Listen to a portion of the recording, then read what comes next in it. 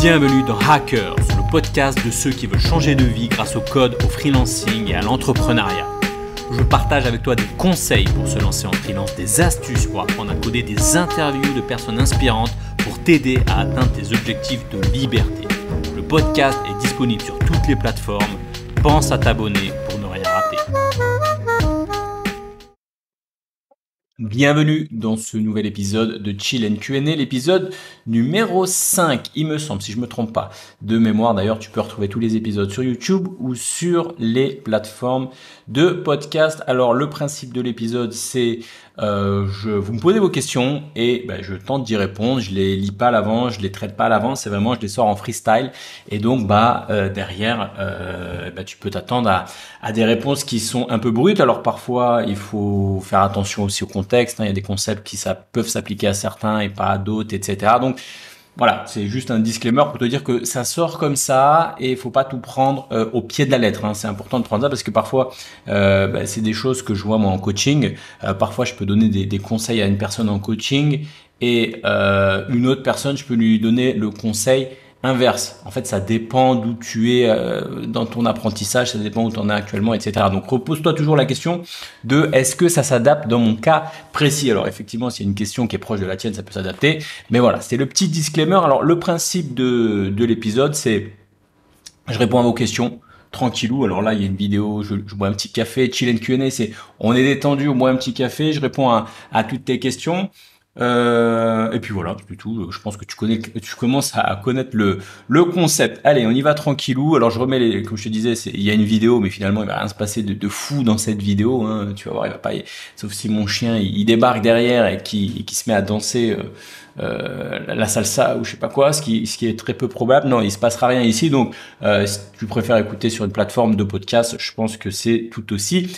Ok, allez, c'est parti. Alors, petite variation dans cet épisode. J'utilise une plateforme qui permet de déposer des messages audio. Donc, je vais mixer entre les messages texte et les messages audio. D'ailleurs, je mettrai le lien sous cette vidéo si tu as aussi des questions que tu peux poser en audio ou en texte. Il n'y a pas de problème. Allez, c'est parti pour les questions. Alors, je les prends, comme je te disais, au hasard. Allez, on va partir avec une première question de David. J'ai envie de gagner ma vie. Alors, j'ai beaucoup de questions. Je vais essayer de pas trop... je vais essayer d'y répondre du mieux possible, mais j'ai tendance à m'éterniser sur les questions. Je vais essayer d'y répondre le mieux possible et de manière efficace. Alors, j'ai envie de gagner ma vie rapidement. Quelles sont tes recommandations? Alors, une question... Alors oui, le principe, c'est que c'est pas des questions uniquement liées au code, à l'apprentissage du code, c'est aussi des questions qui sont liées, je vais rapprocher le micro, peut-être ça sera un peu mieux, des questions qui sont liées, qui sont assez ouvertes en fait, vous pouvez me poser tout type de questions. Alors, j'ai envie de gagner ma vie rapidement, quelles sont tes recommandations?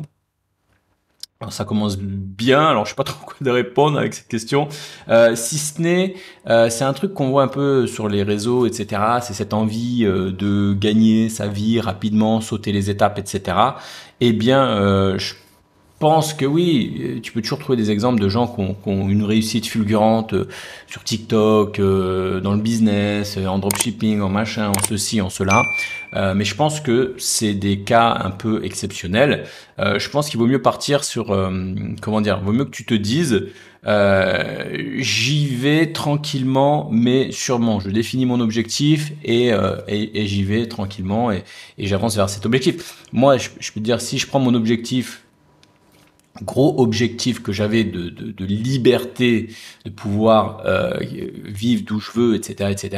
J'ai pas pu le faire. C'est pas quelque chose qui s'est fait rapidement. Tu vois, c'est quelque chose qui s'est fait en étape par étape. Je commençais par le freelancing, quitter mon CDI, quitter le salariat, essayer de passer freelance, voir comment ça fonctionne, récupérer un peu d'argent. Ensuite, j'ai décidé de partir à Bali, essayer de faire du freelancing, monter une chaîne YouTube, etc. Donc, c'est des choses qui se font en douceur, étape par étape. Il peut y avoir plusieurs projets dans une vie.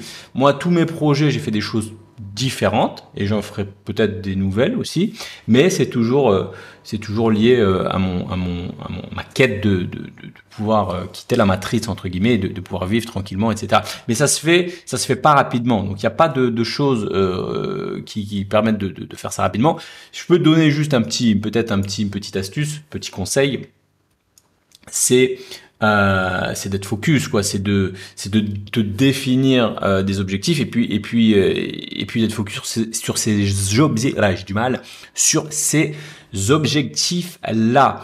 Moi, il y a un truc que je dis souvent, c'est prends des décisions rapides et tiens-les longtemps. C'est un truc, en fait, les gens, ils ont du mal à prendre une décision. J'ai remarqué, les gens, ils ont du mal à prendre une décision. Et quand ils arrivent à la prendre, ben ils en changent rapidement. Donc du coup, ils passent du temps à réfléchir. Une fois qu'ils ont eu un truc, hop, ils changent de décision. Cherche pas à avoir la meilleure décision possible. Prends une décision, fais ton choix. Par exemple, je sais pas, je veux devenir développeur, je veux faire du business, je veux faire ceci, je veux faire cela. Donc, je pense que tu sais à peu près ce que tu veux faire. Enfin, fais un choix et t'essayes de le tenir le plus longtemps possible. Et tu verras, longtemps, ça veut dire plusieurs mois, 6 mois, 1 an, même peut-être plus. Et au bout il y a que avec le temps que tu auras des résultats.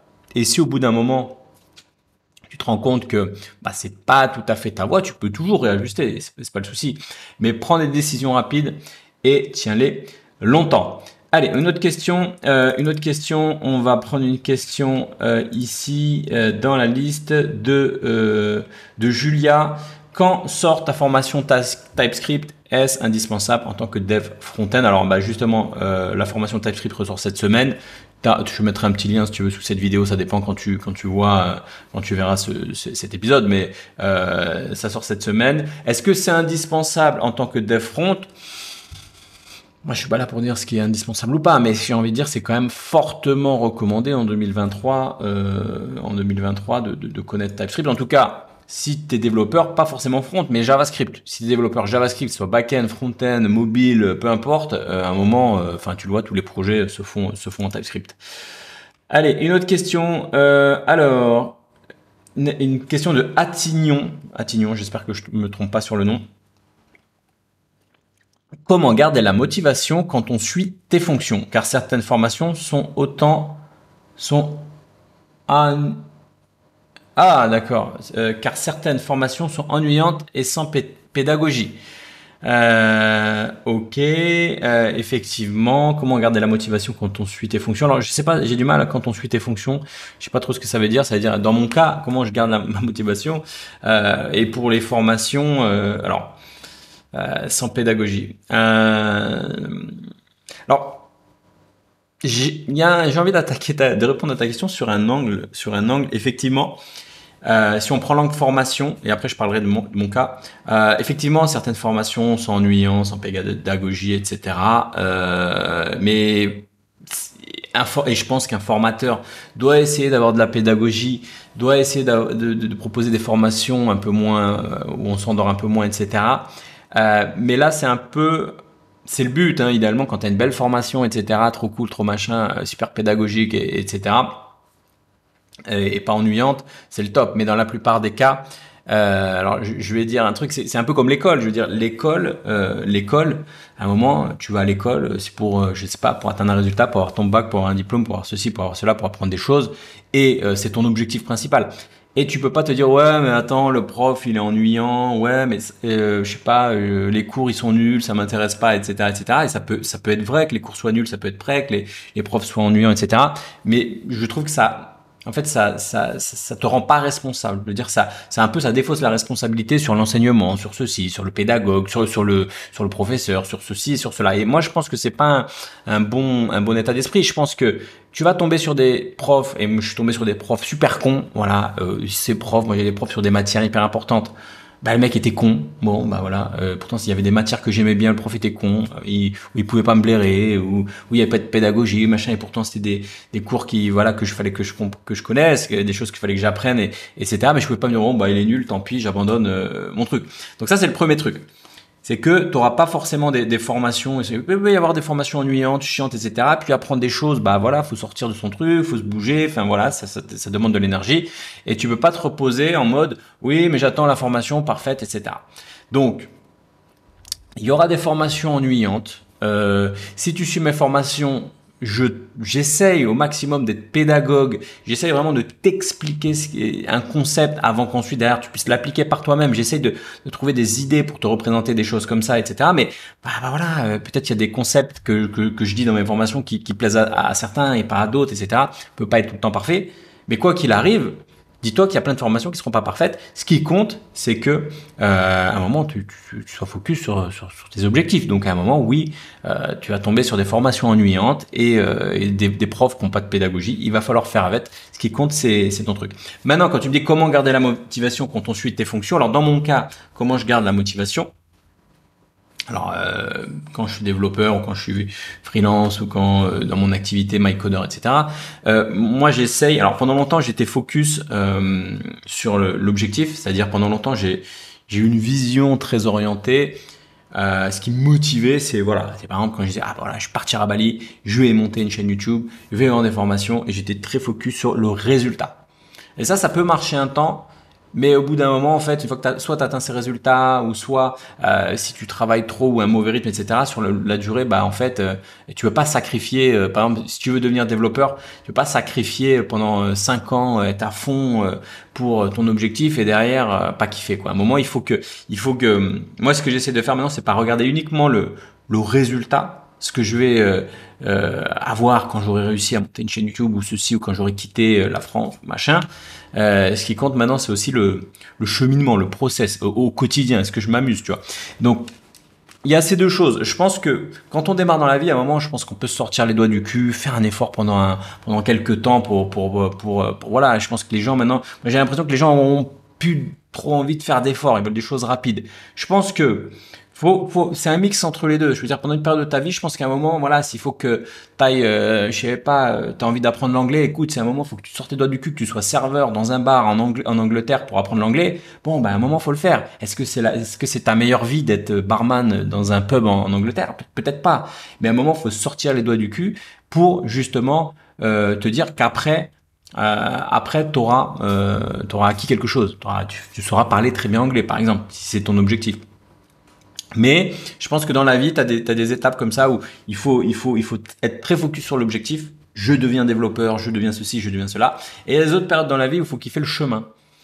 C'est à toi de voir hein, dans quelle étape de ta vie t'es. Et je pense qu'à un moment, le mode bulldozer, je vais tout niquer, je suis à fond, je suis déter machin, ça peut aller pendant un moment quand tu fais un projet important de ta vie. Et puis après, t'as un moment où t'as envie de vivre une vie aussi où tu kiffes plus tes journées au quotidien. Tu vas pas rester barman pendant 20 ans si c'est pas ce que t'aimes faire.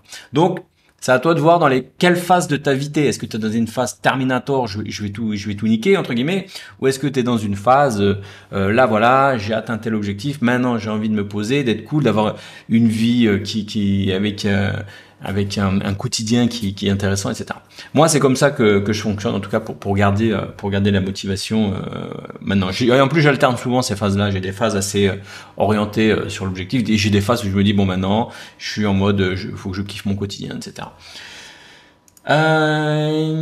Arnaud. Bonjour Mike, à 48 ans je serai en retraite de l'armée bientôt. Après 2 ans en autodidacte, je compte prendre ta formation React. Merci pour franchir un plafond de verre. Et effectivement, elle est là pour ça.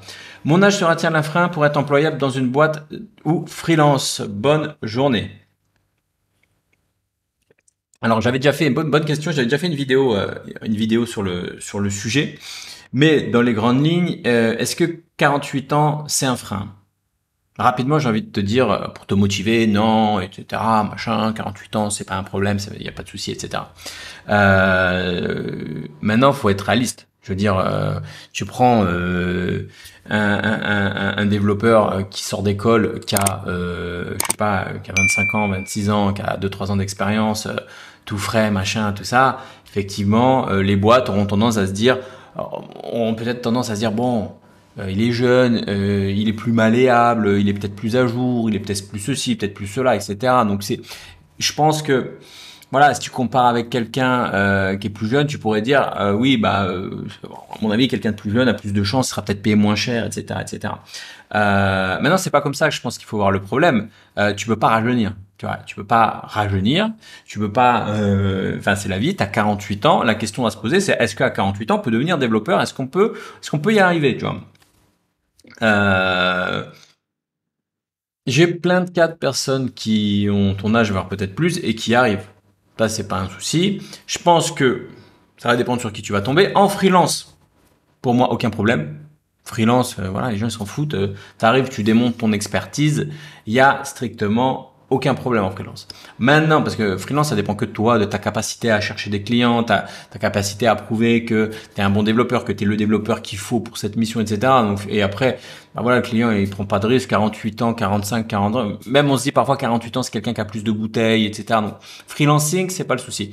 Pour les boîtes, je dirais, surtout si tu es en CDI, bah, je dirais qu'on vit en France, voilà, 48 ans, ça peut un peu poser problème, mais c'est pas y a rien d'impossible. Ouais. Bon, moi j'ai déjà vu plein de développeurs qui ont plus de 48 ans, qui ont démarré. Bon bah c'est possible aussi. La question à se poser c'est est-ce que tu vas réussir à prouver qu'à 48 ans t'es quelqu'un qui est capable de t'adapter à une nouvelle boîte, à un nouveau concept, voilà. N'hésite pas aussi bien sûr à peut-être ton parcours dans l'armée aussi, ça peut être un plus si tu as géré des gens ou si tu as eu un truc particulier qui peut aider. Donc non, t'inquiète pas, 48 ans en aucun cas c'est un problème.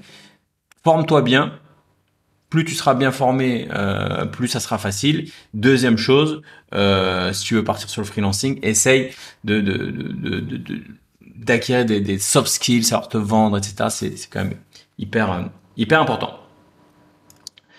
Arsène, salut Mike, pourrais-tu m'expliquer quelles sont les études et les compétences pour devenir développeur full stack? Une question que j'ai entendue assez souvent. Alors, développeur full stack, ça veut dire que tu maîtrises le front-end, que tu maîtrises le back-end, etc., les bases de données, un peu tout, hein, voilà. Quelles sont les études et les compétences? Bah, les études, désolé de te le dire, les études, ça dépend encore quelles études, mais dans la plupart des cas, tu vas survoler et c'est ok. Moi, j'ai démarré dans la vie, j'ai été dev back, ok. Mais voilà, les études, alors c'est important. Hein, je dis pas que voilà, mais tu vas survoler. On va dire, bah voilà ce que c'est une base de données. C'est quoi SGBD? C'est quoi NoSQL? On va te faire tu vas faire 3 tables et 2 relations, 3 requêtes, un briquet, des choses comme ça. Bon voilà, ça va t'ouvrir l'esprit. Bon, c'est pas ça qui va faire de toi un bon développeur, mais c'est utile. Hein, c'est bien de t'ouvrir l'esprit, machin, tout ça.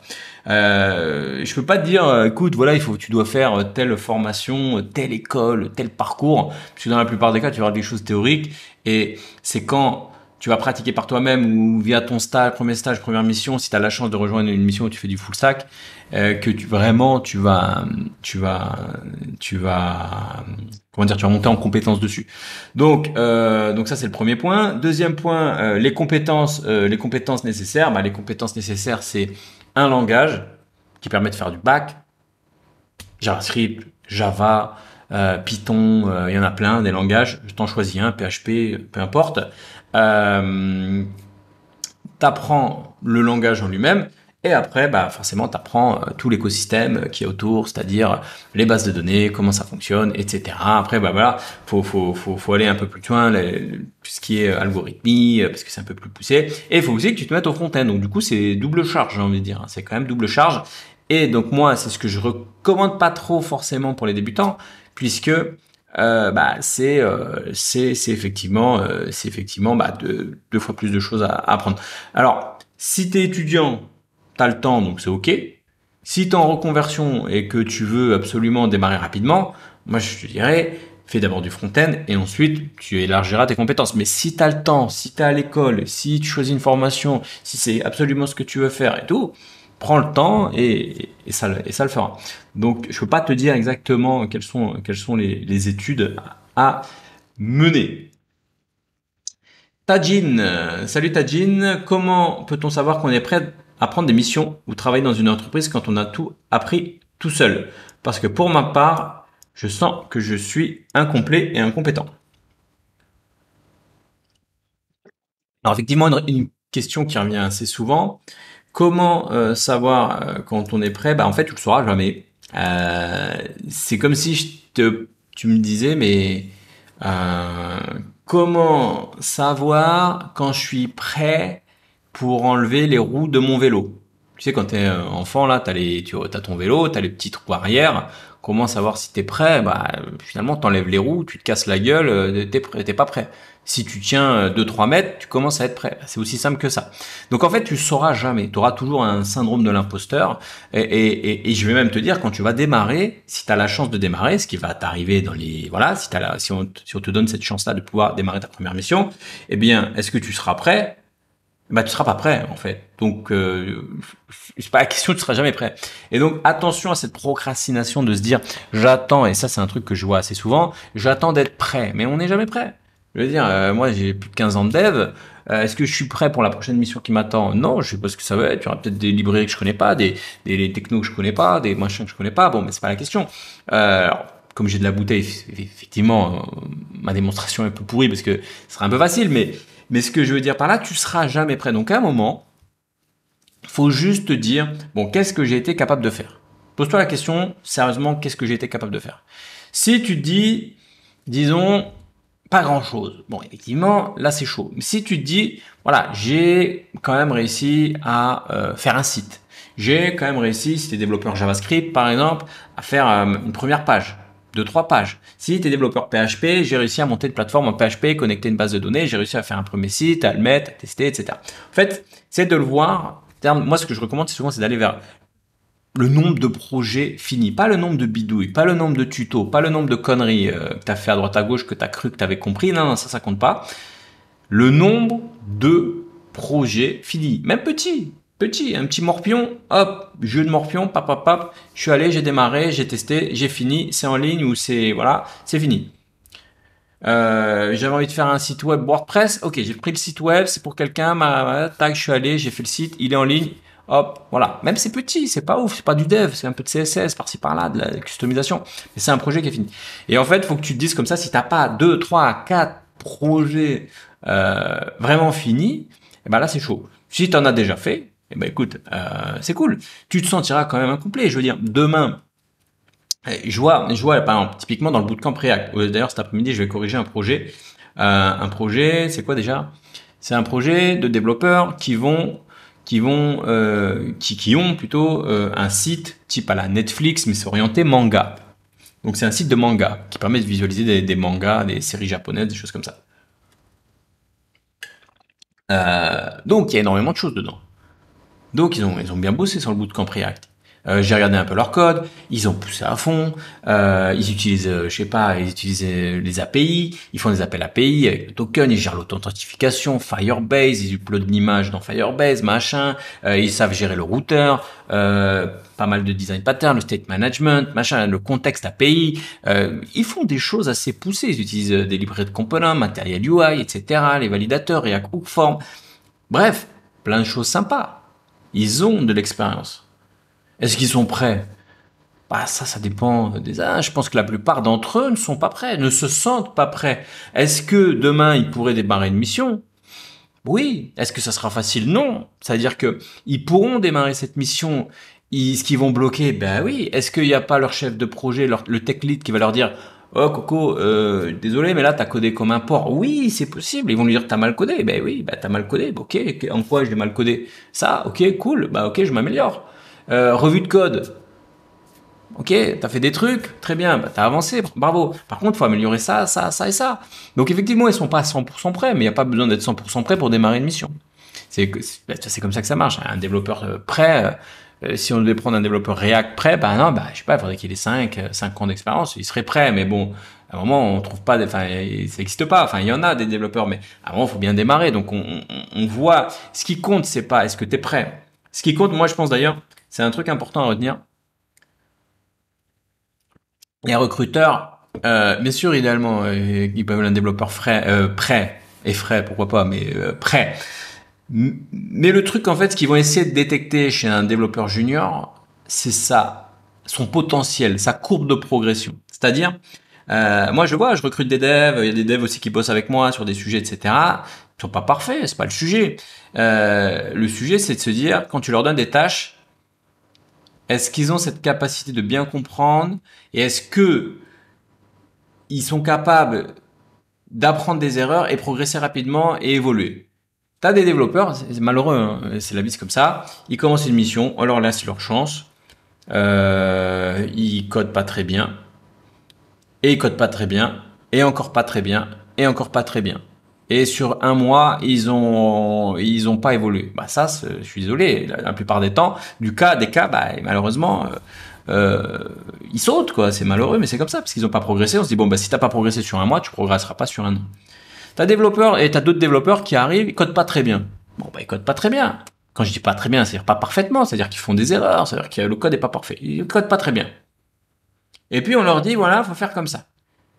Et puis ils comprennent pourquoi on leur dit de faire comme ça, et du coup ils font un peu mieux.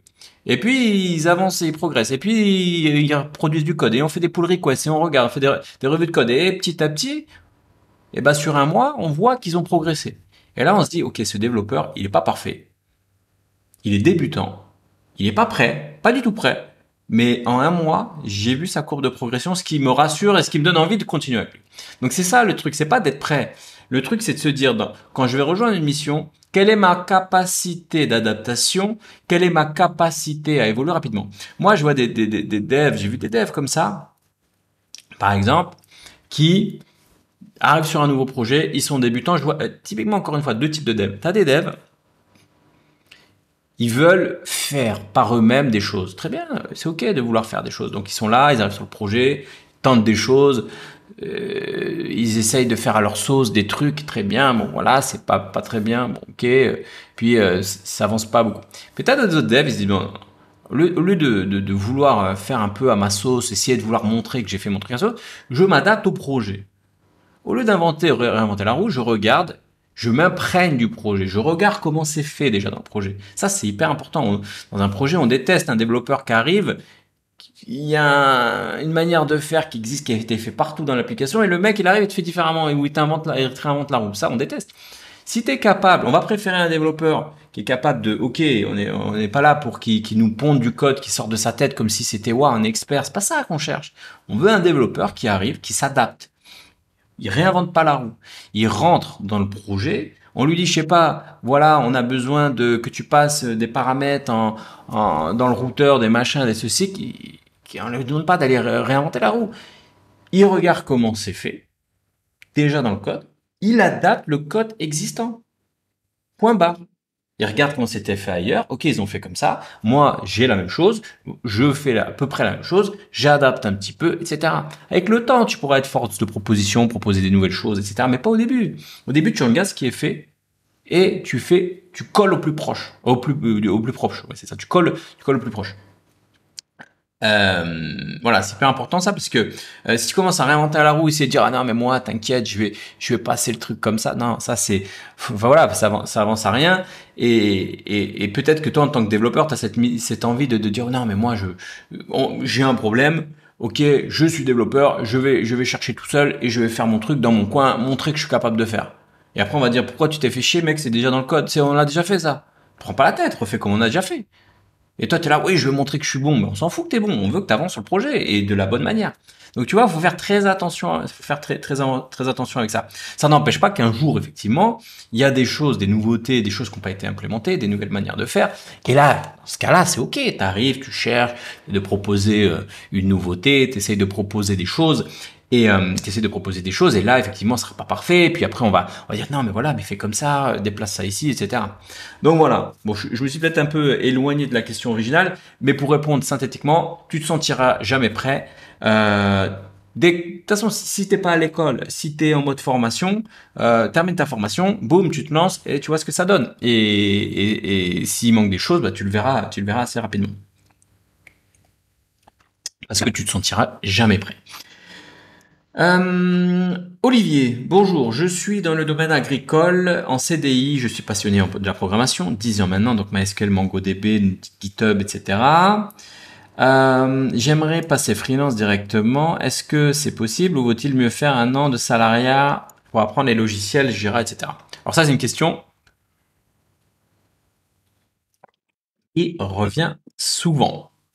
Bonne question. Bon, je vais y répondre encore une fois. Je vais essayer de pas trop m'étendre, mais elle est assez classique cette question. C'est un truc qu'on entend souvent. C'est un truc qu'on entend souvent. Oui, avant d'être freelance, il faut faire ses preuves en CDI.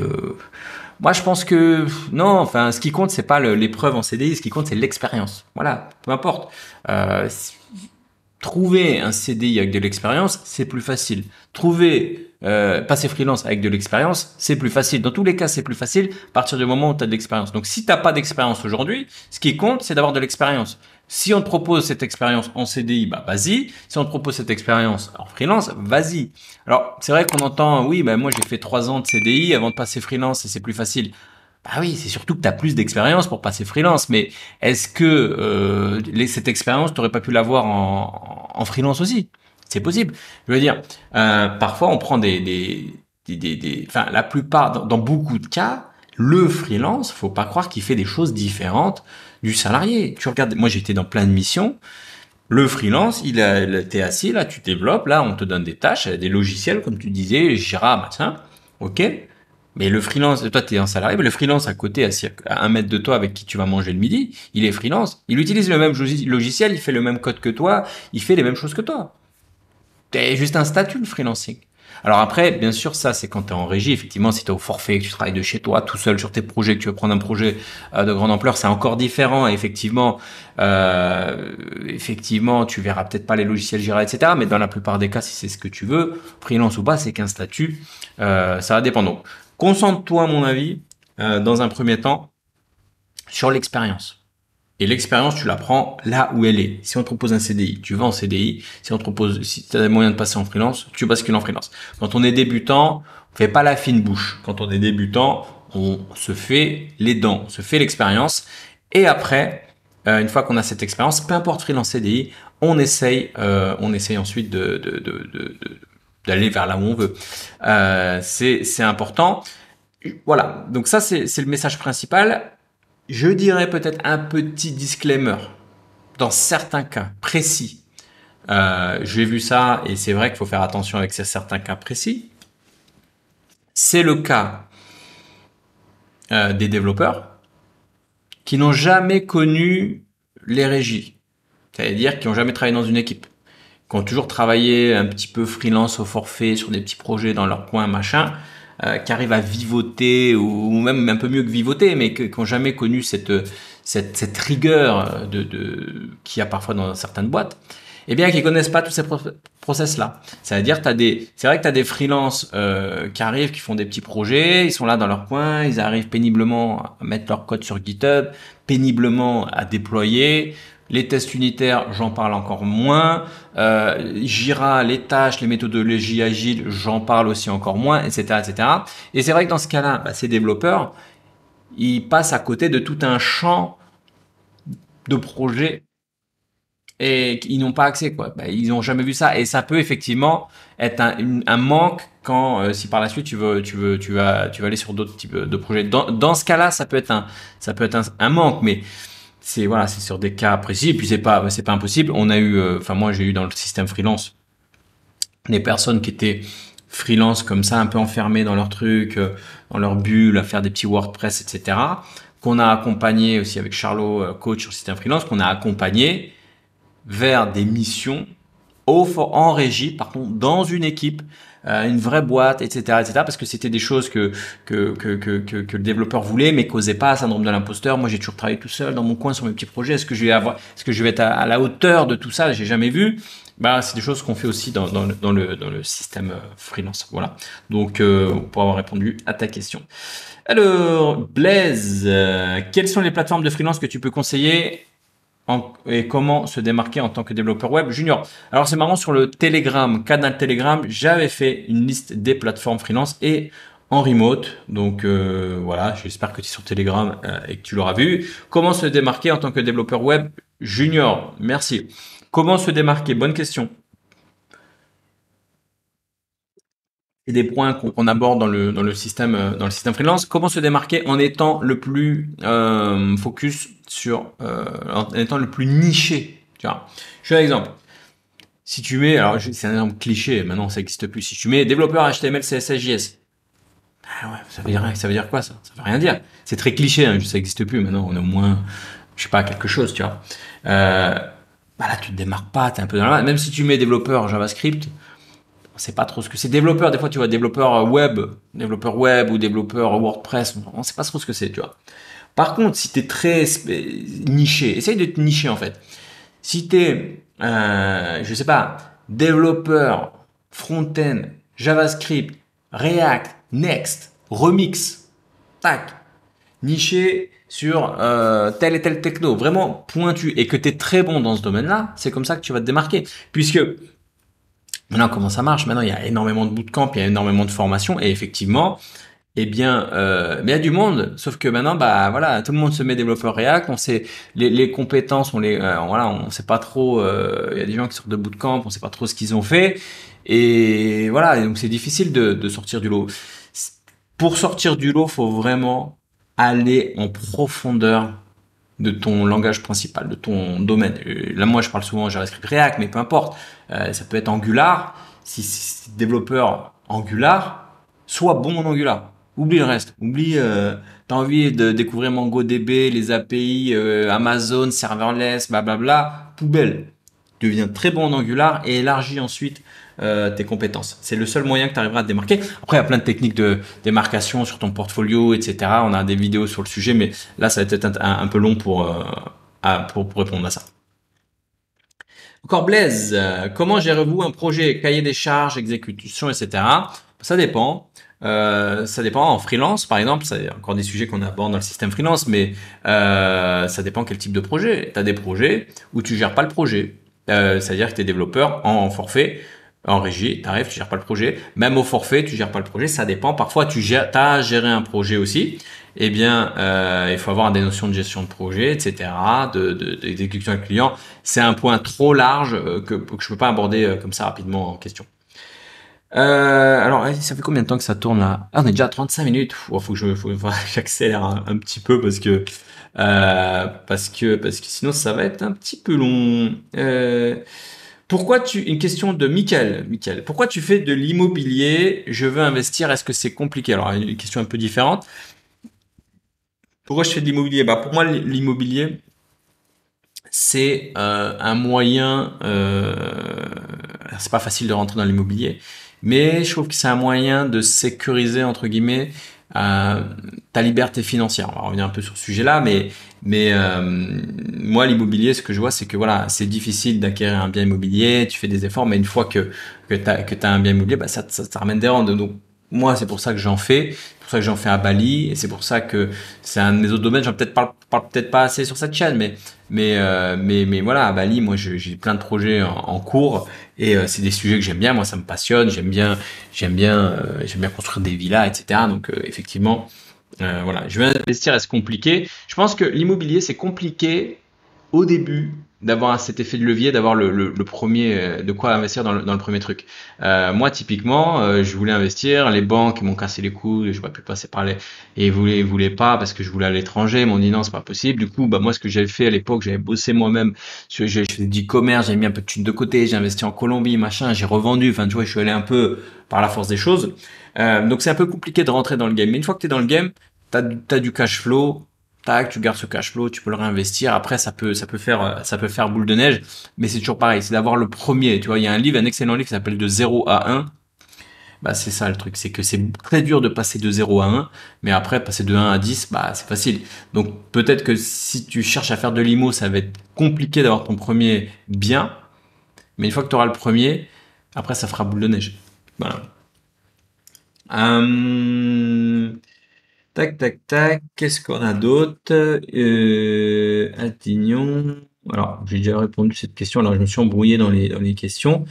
Alors, je vais peut-être prendre une question audio. Allez, on va prendre une question audio. Allez, une question de Florian.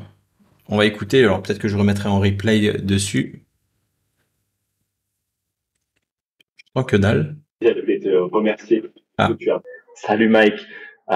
Déjà, je voulais te remercier pour tout ce que tu apportes à la communauté des développeurs en devenir. Honnêtement, tu te démarques de beaucoup de personnes sur Internet et tu apportes des conseils concrets et zéro bullshit. Donc déjà, ça mérite d'être souligné. Voilà, je voulais avoir ton avis sur les nombreuses publications qui peuvent tourner sur LinkedIn et autres de développeurs, souvent qui sortent de grandes écoles, d'écoles d'ingénieurs, etc., qui, euh, qui disent aux développeurs en reconversion de bien faire attention parce que le marché est complètement saturé, que c'est très difficile d'obtenir un job en React parce que les entreprises finalement reçoivent énormément de CV et les organismes de formation font beaucoup de promotions autour de cette techno. Voilà, je voudrais pas être pessimiste, mais finalement, tu vois, c'est que un avis parmi tant d'autres. Euh, et je voulais avoir ton avis sur le marché à l'heure actuelle. Voilà, je te remercie. Bonne journée à toi. Bien, super, merci Florian pour ta question. Merci pour ce que tu as dit en introduction merci, voilà, tout simplement, merci. Alors, pour répondre à cette question, ouais, bah t'entendras toujours ça et j'ai envie de te dire, bah c'est des putains de losers. Qu'est-ce que je te dise d'autre que c'est des putains de losers? C'est juste des gens qui se voient gratter. Ils ont peur que, ils ont peur que voilà, il y a tous ces développeurs qui arrivent sur le marché et qui vont se faire, ils ont peur de perdre, de perdre le truc. Ça c'est le premier truc. Deuxième truc, c'est normal. Je veux dire, c'est normal. Je pense que, je sais pas. Tiens, je vais prendre quel exemple je pourrais trouver pour imaginer ça. Moi, ça me fait penser un peu. Ça me fait penser, ça me fait penser un peu au taxi et au Uber. Alors, je sais pas si ma comparaison va être bonne.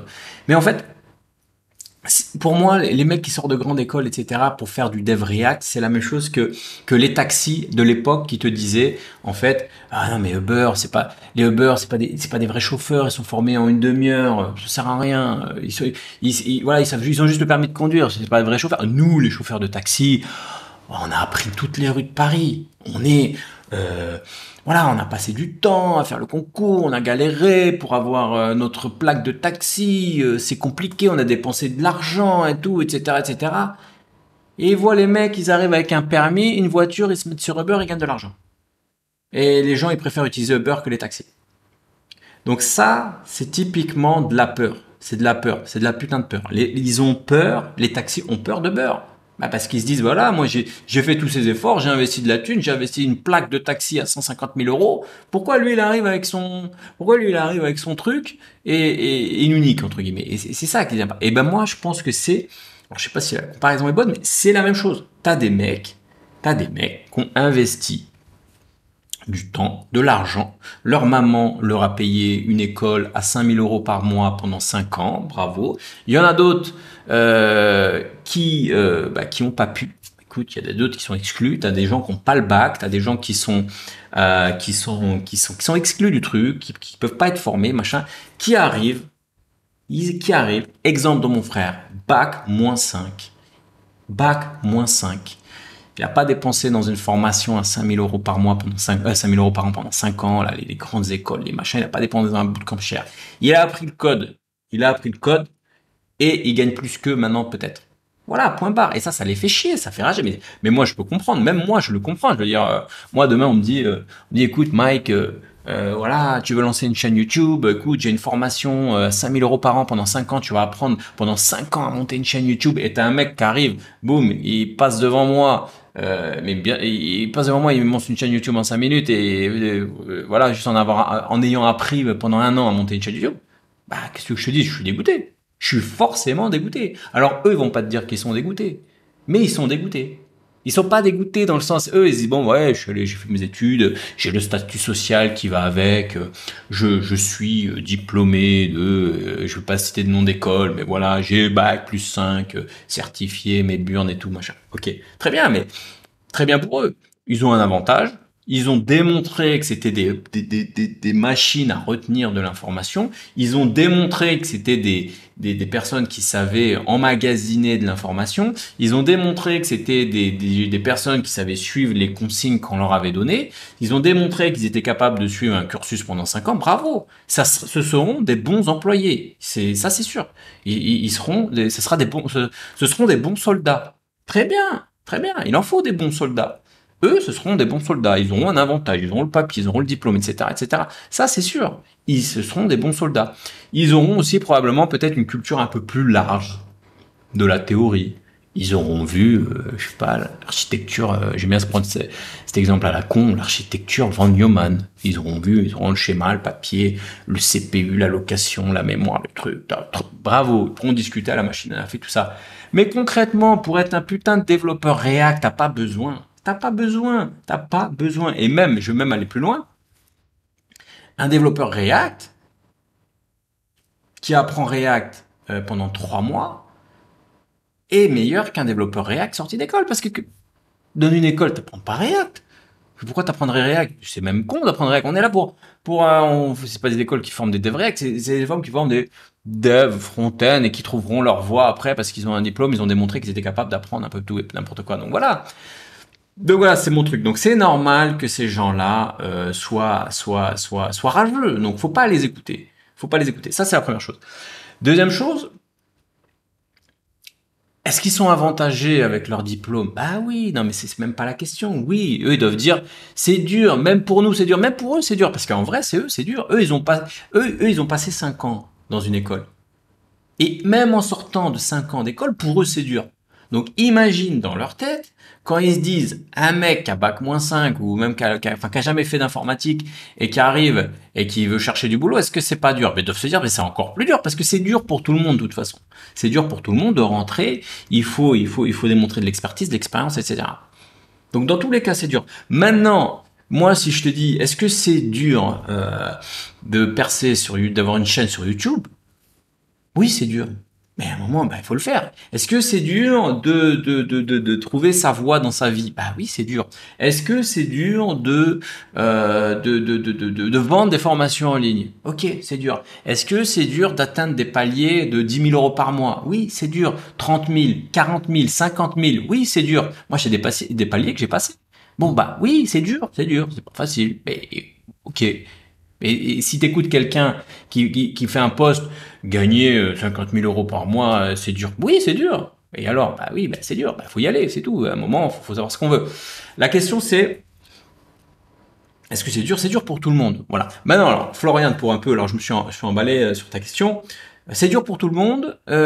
Effectivement, ceux qui sortent de bac+5, ils ont un petit avantage parce qu'ils vont pouvoir arriver dans la SS2I ou je sais pas à quelle boîte, Atos Origine, Capgemini, machin, en disant moi j'ai un bac+5, effectivement ils auront un petit avantage sur leur grille salariale, etc., etc. Mais à un moment il faut arrêter d'écouter ces trous du cul. Moi j'en ai marre de ces trous du cul parce que c'est des gens qui pourrissent la motivation des autodidactes alors qu'il n'y a aucune raison de pourrir la motivation des autodidactes. Si tu es autodidacte, tu vas galérer, comme tout le monde, à trouver ton premier job. Comme un élève sorti d'un bac+5, il va galérer à trouver, comme tout le monde, son premier job. Tout le monde galère à trouver son premier job, donc c'est pas la question. La question c'est, toi, Florian, comment vas-tu faire, premièrement, pour ne pas te laisser influencer par ces connards? Comment vas-tu faire pour, effectivement, sortir de la masse? Parce que il y a énormément de développeurs React qui arrivent sur le marché et ça, je peux pas dire le contraire et c'est vrai.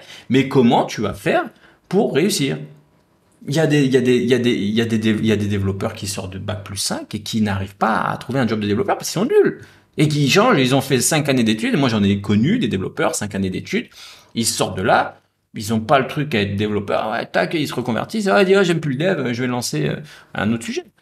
Donc toi, comment vas-tu faire pour réussir? C'est la question. Concentre-toi sur toi, n'écoute pas le bruit. Le seul truc que je peux te dire, c'est qu'il y en a plein qui arrivent.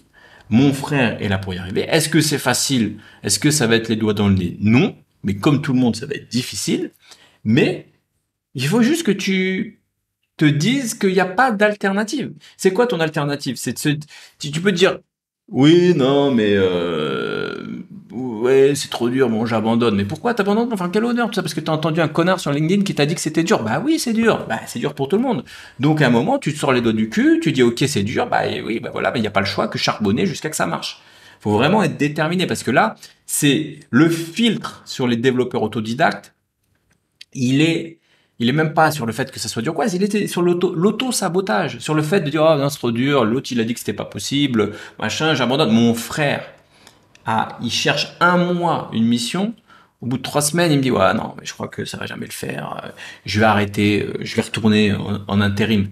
Putain, mec, ça fait 1 an que t'apprends React. Là, t'es pas loin et tu veux abandonner. Mais en quel honneur? Mais t'es cinglé.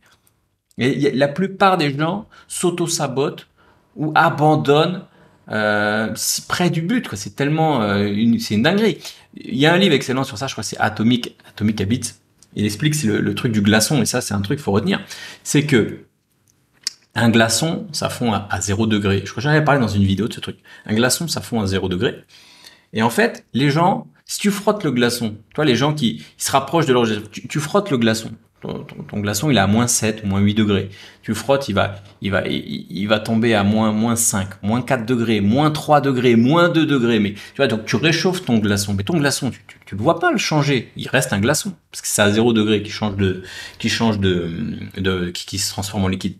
Et la plupart des gens, en fait, c'est comme ça, c'est qu'ils réchauffent le glaçon pendant longtemps. Et ils travaillent, et ils voient pas de résultat, ils voient pas que ça fond, ils voient pas enfin qu'ils ont. Mais sauf que, et du coup, ils abandonnent. Et ceux qui attendent, qui continuent jusqu'au jour où le glaçon il passe à 0 degré et qui font et qu'ils ont les résultats, c'est eux qui réussissent. Mais la plupart des gens abandonnent pendant cette période. C'est vraiment une courbe. Faut avoir une courbe vraiment. Une courbe, je peux montrer sur l'écran là, ça marche. Si je fais comme ça, une courbe mais 100% comme ça, plate. L'apprentissage, ta carrière va être plate. Tu vas apprendre, tu vas faire des efforts, c'est plat, c'est plat, c'est plat, c'est plat. Jusqu'au jour où tu trouves ta première mission et là, ça fait boum. Mais tu sais jamais quand ça pète, tu sais jamais quand tu vas la trouver cette première mission. Et le seul truc qui va te faire échouer, c'est que tu vas entendre du bruit autour de toi, des gens qui vont dire oh c'est dur, faites attention les développeurs, nanana. Moi sur des Pita, des Pitec, on a fait 5 ans. Mais j'en ai vu des connards comme ça. Il ne faut pas écouter ces gens-là. Par contre, là où ta question est pertinente, c'est de se dire dans quelle mesure tout ce que j'entends, dans quelle mesure, et t'as raison de remettre en question ce que je dis, moi je te dis, ouais, tu peux devenir développeur React autodidacte, remets-moi en question, c'est pas de souci, tu vois. Peut-être que c'est une brochure qui dit, oui, devenez développeur en 90 jours. Oui, peut-être que Mike Coder, quand il te dit, oui, les développeurs, tout le monde peut devenir développeur, et le bootcamp React, 90 jours pour devenir développeur React et tout, etc., tu te poses la question, mais attends, est-ce que c'est pas un peu trop ambition, etc., etc. C'est une bonne chose. Tu dois remettre en question ce que tu entends, ce que tu lis sur les brochures, etc. C'est tout à fait normal. Il faut pas, parce que Mike Coder a dit que tu pouvais y arriver, que tout le monde va y arriver. Pose-toi les bonnes questions. Mais en tout cas, ne te laisse pas influencer par ces connards, parce que c'est des gens qui servent à rien. C'est des gens qui sont là juste pour essayer de préserver leur truc et ça te pourrit ton apprentissage. Voilà. En tout cas, reste motivé. Continue, il y a que ceux qui abandonnent qui ne deviennent pas développeurs. 100% de ceux qui ne deviennent pas développeurs, c'est qu'ils ont abandonné, point barre. Je veux dire, à un moment, tu progresses. Le code, c'est que de la, comment dire, que de la pratique. Mais à un moment, tu progresses. Il n'y a aucune raison que ça marche pas. Moi, j'ai abordé ce truc avec le sport, la gym par exemple. Pendant longtemps, j'allais à la gym, j'ai arrêté, j'ai dit ouais non mais ça sert à rien. Ouais. Puis après, j'ai changé de logique. Je me suis dit de toute façon, il y a même pas à discuter gym, pas gym, machin. Tu vas à la gym tous les jours. Point barre. Statistiquement, c'est obligatoire. Au bout d'un an, tu auras des résultats. Il y a même pas. Donc tu t'arrêtes de te poser des questions. Moi, je me pose plus de questions. J'arrive à la gym, j'ai ma routine et je me pose plus de questions. Les résultats sont là parce que c'est mathématique. Tu vas et tu te poses pas de questions. Ben c'est pareil. Tu vas, t'avances, tu codes jusqu'au jour où ça se débloque. Il y a pas d'autre solution. Et ça va se débloquer. Voilà. Mais si tu te mets à avoir le doute, ouais, je sais pas si ça marche et tout, bah t'auras pas envie d'avancer, t'auras pas envie d'aller à la gym ou d'aller coder. Bah c'est pareil. Moi, c'est tous les matins, je me dis, est-ce que j'y vais à la gym? Est-ce que je vais au sport là? Va falloir que je cours et tout. Puis s'il faut, c'est pas sûr parce que il y a un connard qui a dit sur LinkedIn que ouais, les mecs qui vont au sport en autodidacte, vous allez pas être, vous allez pas perdre de poids, vous allez pas être musclé, vous allez pas être en bonne santé parce que peut-être je sais pas quoi. Bah non, pose pas de questions, tu vois. Désolé un peu pour mon avis un peu tranché. Et une autre question de Soufiane. Yo, salut Mike. Petite question à propos de la vie de digital nomade. Toi, dans ton expérience, quand tu es parti dans différents pays, par exemple à l'Indonésie, à Bali, en général, les autres digital nomades, c'est quoi les technos qu'ils maîtrisent et sur quelle technologie ils bossent, quel langage de programmation ils utilisent? etc. Merci à toi. Ok, merci Soufiane pour ta question. Une question assez... ouais, je vois la question par rapport au techno, digital nomade, sauf que enfin, le nomadisme, c'est même pas, moi, j'ai envie de dire, c'est même pas lié au techno, puisque, enfin, je pense que tu le sais, mais voilà, t'as des gens dans tous les domaines possibles et imaginables. Je veux dire, t'as des digital nomades.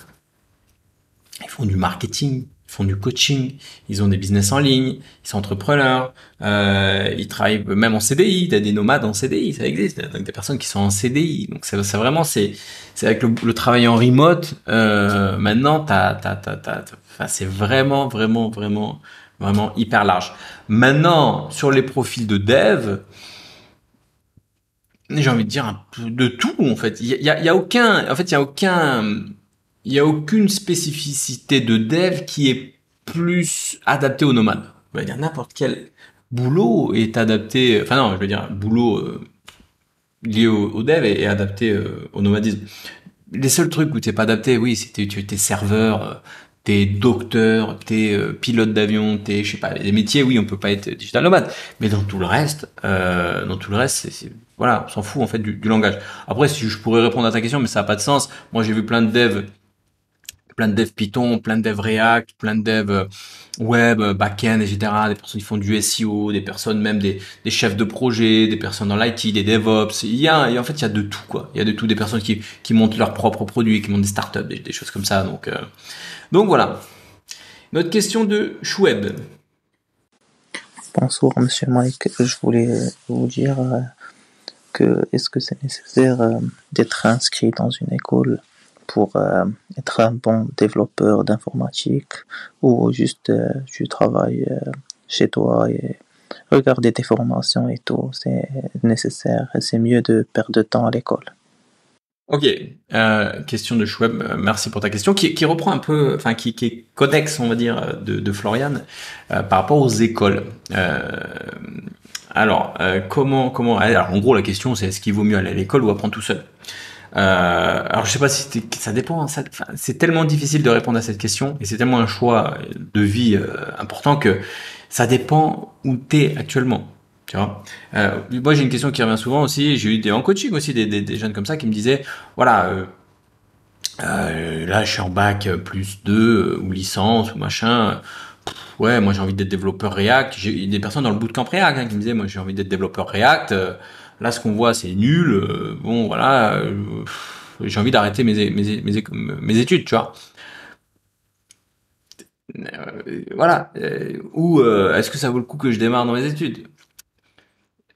On peut pas répondre parce que je voudrais pas influencer des personnes voilà, ça dépend ce que tu vas faire.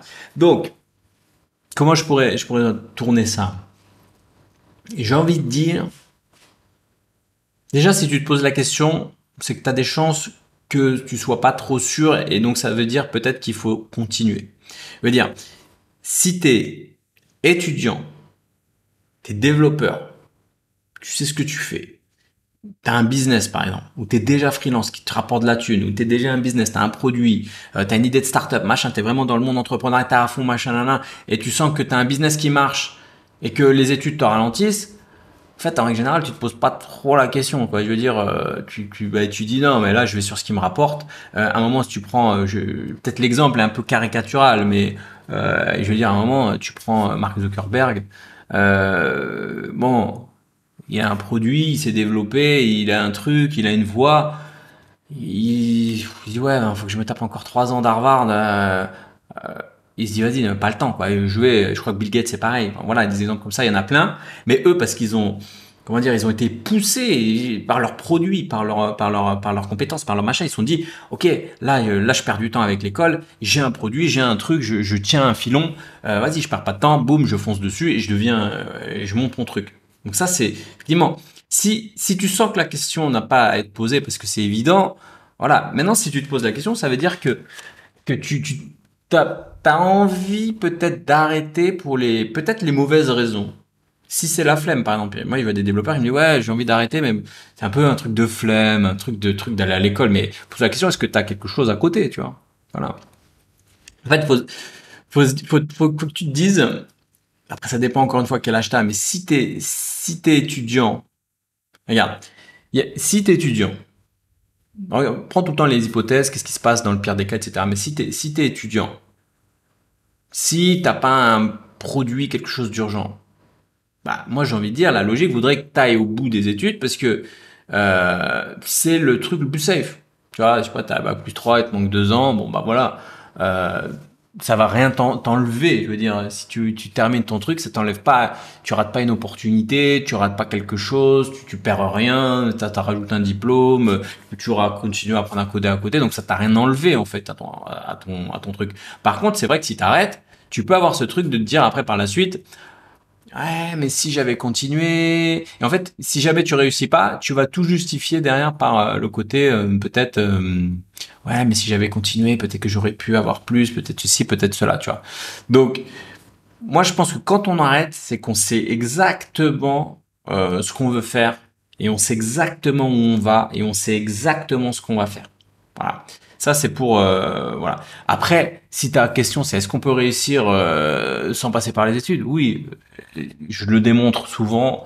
Pour répondre à la question un peu de Florian de tout à l'heure, c'est oui, il y a plein de cas. Tu prends le cas de mon frère. Tu peux tout à fait réussir sans passer par l'école. Mais moi, je tape souvent sur l'école, mais l'école, ça a des avantages.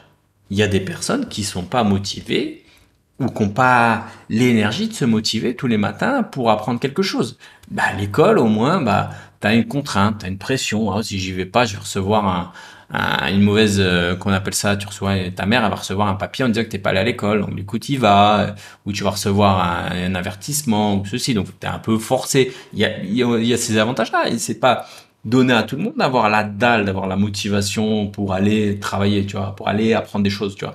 Parfois, effectivement, d'avoir un cadre, d'avoir des cours, d'avoir des horaires, ça aide à en fait suivre un cursus. Ça peut aider certains. Voilà. Autre chose, bah, avec un diplôme, tu auras quand même plus de voilà, les boîtes à l'ancienne qui veulent absolument avoir un diplôme pour assurer, ça rassurera peut-être tes parents d'avoir un diplôme, etc. Donc c'est un truc. Après, boum, pour tous ceux qui n'ont pas pu aller jusqu'à, qui n'ont pas eu l'opportunité, eh bien, ils peuvent, bien sûr qu'ils peuvent, en autodidacte, réussir. Notre question de Warren. Alors là, j'entends absolument rien. Je sais pas si ça charge ou quoi. Alors, le son est très bas. Pensez à mettre le son plus haut. Oui, salut Mike. Voilà, j'avais une question rapide. C'est par rapport à la formation que tu lances. Moi, je suis en reconversion professionnelle pour faire du développement web. Et je sais que tu lances des formations, surtout actuellement là. T'as lancé TimeScript, il y avait pas longtemps t'avais lancé développeur front-end, React. Moi, j'ai commencé une formation en full stack. Et voilà. Est-ce que tes formations, je peux me permettre de le faire, malgré que je viens à peine de rentrer dedans et je n'y connais rien du tout. Enfin, maintenant, je vais m'y mettre, quoi. Merci. Merci Mourad pour ta question. Alors la question c'était actuellement en reconversion, tu veux devenir développeur full stack. Ok, bah oui, bah, mes formations elles sont orientées sur ça. Si tu parles de bootcamp React, on va être très focus sur du React et pas sur du back-end tout ça. Mais si tu veux en complément de ta formation, si tu vois des choses, c'est vrai souvent c'est des formations, je sais pas qu'est-ce que tu suis comme formation, mais tu vas probablement suivre une formation plutôt probablement généraliste, full stack, c'est-à-dire tu vas toucher un peu de base de données, machin, tout ça, tu vas survoler un peu les choses. Et après, c'est à toi de creuser. Et si tu veux tu veux percer, j'ai envie de dire, il va falloir que tu creuses sur le back-end, sur le front-end. Et si tu veux creuser sur le front-end, moi, ma formation sur React, le bootcamp React, c'est vraiment, ça va au fond de React. C'est pas une petite formation où tu survoles les choses. Tu vas au bout des choses. Donc, effectivement, oui, ça peut t'aider. Et j'ai abordé la formation TypeScript sur le même modèle. C'est-à-dire, on va au fond de TypeScript pour s'assurer qu'on maîtrise bien, les choses. Voilà, mais en tout cas, est-ce que j'ai d'autres questions? Alors, j'ai beaucoup de questions encore comment on appelle ça, en texte. Je vais partir un peu sur les textes. Qu'est-ce qu'on a? Loïc. Allez, une question de Loïc. Penses-tu qu'il est bon de se former au métier développeur IA? Quelle perspective d'avenir? Oui, je pense qu'il y a des perspectives d'avenir. Après, c'est quelque chose qui est un peu plus restreint ou niché, mais oui, tout ce qui tourne à l'intelligence artificielle, ça cartonne.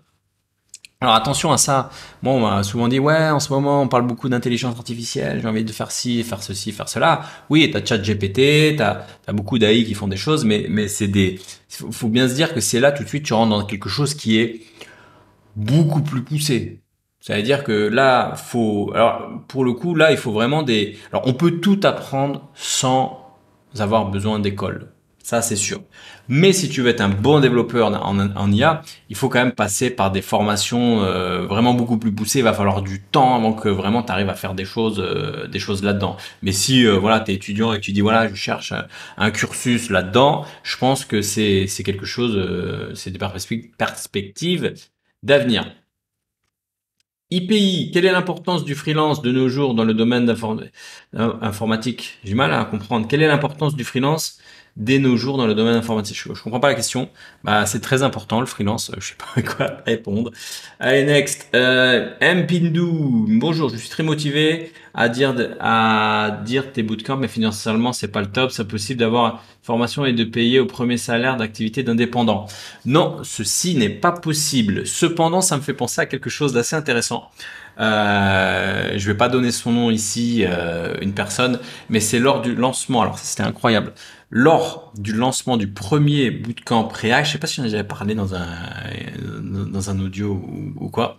Je venais de lancer le bootcamp React, premier lancement, donc j'étais assez, voilà, c'est un tout nouveau, j'étais assez souple. Maintenant, je sais qu'il cartonne, donc évidemment, ma réponse est non.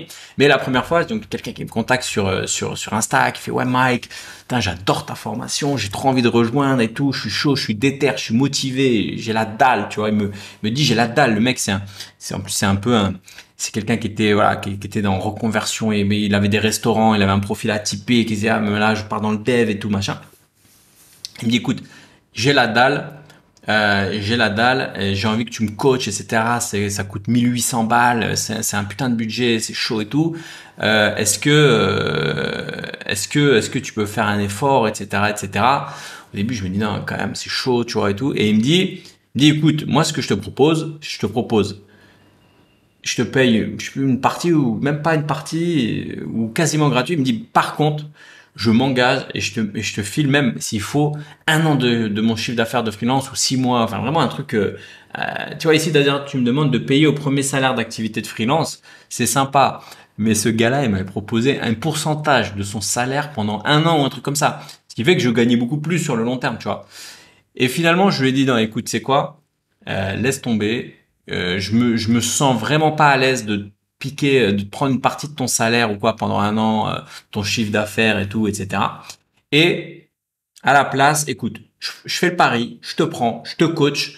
Alors m'envoyez pas ce genre de message parce que je n'accepte plus ça maintenant, mais c'était au début. Et j'ai dit, je prends, je te coach sur les 3 mois. Par contre, prouve-moi que tu es vraiment déterminé. J'ai pas envie de me prendre quelqu'un qui est pas chaud. Il me dit, non, non, mais t'inquiète, si je viens, c'est pour tout niquer et tout, etc., etc. Donc, je dis ok deal, vas-y, écoute, je fais un effort. Par contre, t'as pas intérêt de me décevoir, va au bout du truc. Je te coach pas pour rien, t'as intérêt de trouver une mission, etc., etc., etc. Fais vas-y, écoute Mike, trop cool. T'assures, vraiment c'est sympa ce que tu fais. Il y a pas tout le monde qui peut faire ça et tout.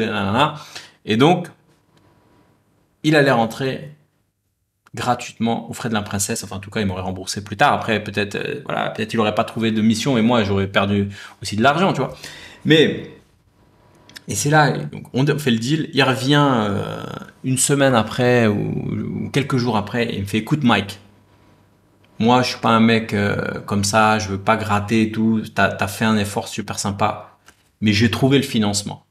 J'ai trouvé la thune, je vais te payer le coaching, 1800 balles, le bootcamp, machin, je suis déter.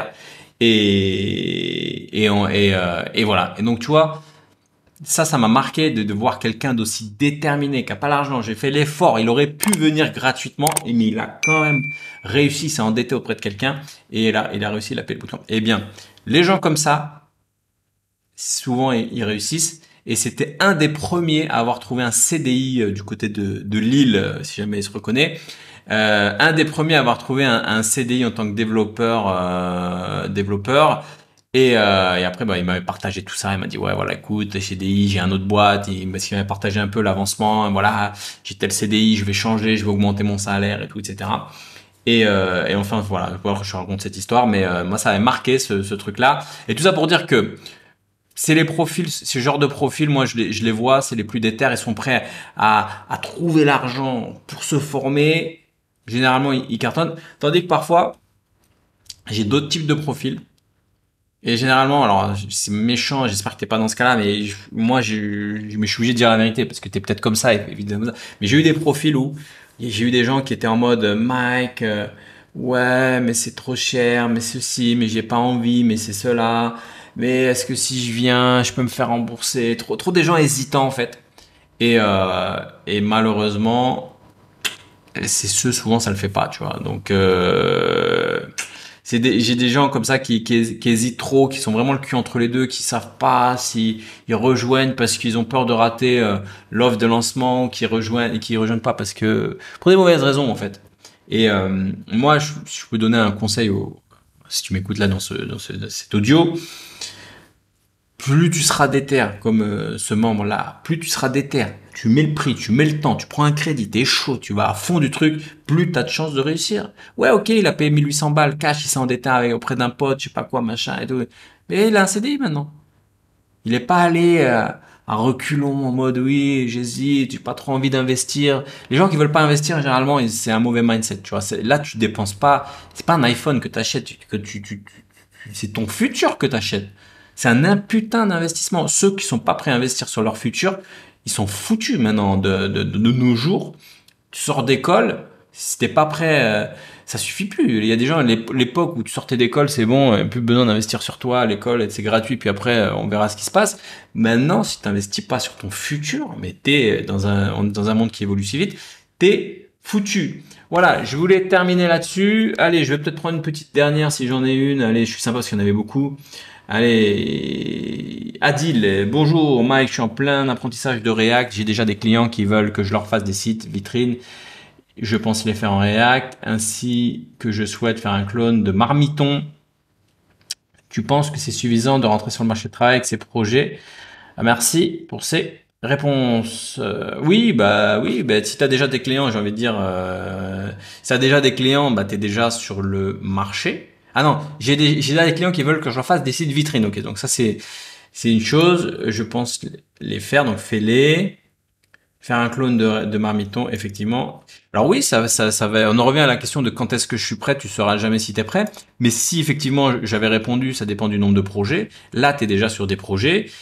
Donc c'est cool. Après, faire des sites vitrines, j'ai envie de te dire, site vitrine en React, est-ce que ça vaut le coup? Normalement, on partirait directement sur du WordPress, sauf dans ton cas, qui est un cas de montée en compétences. Donc là, oui, bien sûr, fais ton site en React, mais pour faire un site vitrine en 2023, tu es un WordPress, pap, 2 clics, c'est réglé. Mais vu que là, tu veux monter en compétences, c'est un cas particulier, c'est un cas où tu veux te former, donc vas-y à fond, forme-toi en React, fais le clone de Marmiton. C'est une bonne chose, et effectivement t'auras acquis pas mal de compétences. Et est-ce que c'est suffisant? Ça va dépendre de toi, ça va dépendre de ce que tu auras appris, mais dans tous les cas à un moment faut bien évidemment aller tester le marché. Voilà, j'ai encore plein de questions. Malheureusement, je pourrais pas toutes les traiter. N'hésite pas, si tu veux poser des questions, je mettrai un petit lien en dessous. Les questions audio, c'est sympa. Alors, n'hésitez pas à faire des petites questions audio. Je pense que ça donne plus de personnalité dans la question. Voilà. Allez, je terminerai quand même par faire un petit rappel. Cette semaine, ça dépend quand tu écoutes cet audio, je réouvre les portes de la formation TypeScript Pro, fermeture dimanche. Donc si tu es intéressé, je te mets le petit lien en dessous. Sinon, je te souhaite plein de réussite. J'espère que ça va avancer dans tes projets et je te dis à bientôt pour de nouvelles aventures. Ciao.